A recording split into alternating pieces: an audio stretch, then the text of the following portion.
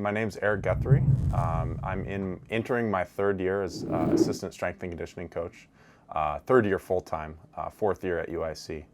I work with women's soccer, women's gymnastics, women's golf, women's basketball, women's volleyball, swimming and diving, track and field, and men's tennis. Zostautas. I'm the director of strength and conditioning here at UIC.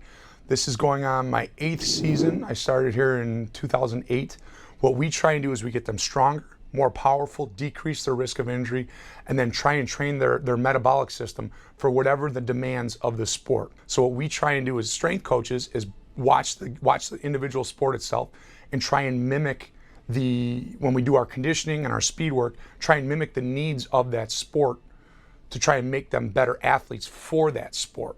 Really, it's to create the best athletes, both not only physically but mentally and emotionally, help create better people.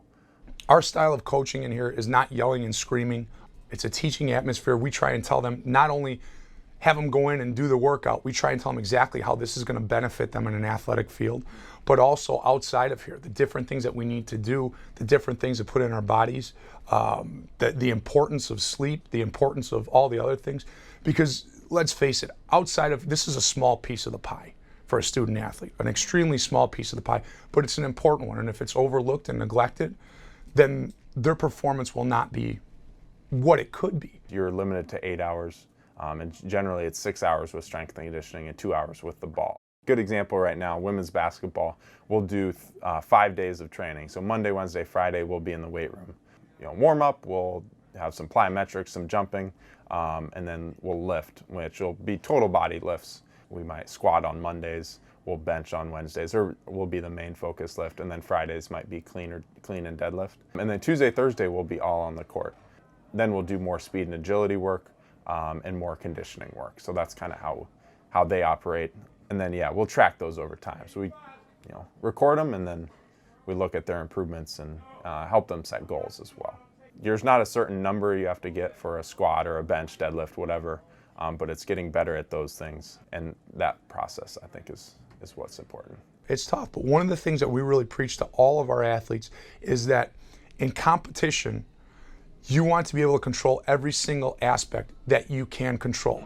We can control our preparation on the field and court. We can control our physical preparation.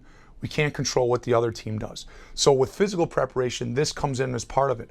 Wouldn't you want to take advantage of every single aspect that you can control? What the other team does, it is what it is. We can say or do nothing about it. But preparing yourself physically, mentally for the upcoming games, you'd be stupid if you didn't take advantage of that aspect. 8 weeks, it goes fast. We're already in week 6. So really 3 of my big things are attitude, effort, and attention to detail. I want them also to enjoy it as well. They should enjoy the training. A lot of times we'll try to mix it up, especially with teams like basketball, where they're always pounding in the gym, practicing a lot. We'll go outside for prowlers. With volleyball, we've done some strongman circuits and different stuff outside as well. So I think it's nice to mix it up. I think it's a positive benefit as well as being outside. You get the fresh air and a little bit of vitamin D from the sun if it's nice out. It's principles that we use in here, but it's also, again, we teach our kids, this is the same as what real life would be. If you go out after here and you get a desk job, you can half-ass it and, maybe get by, squeak by, or you can go all in on it and make a successful person of yourself in the professional realm. It's up to you.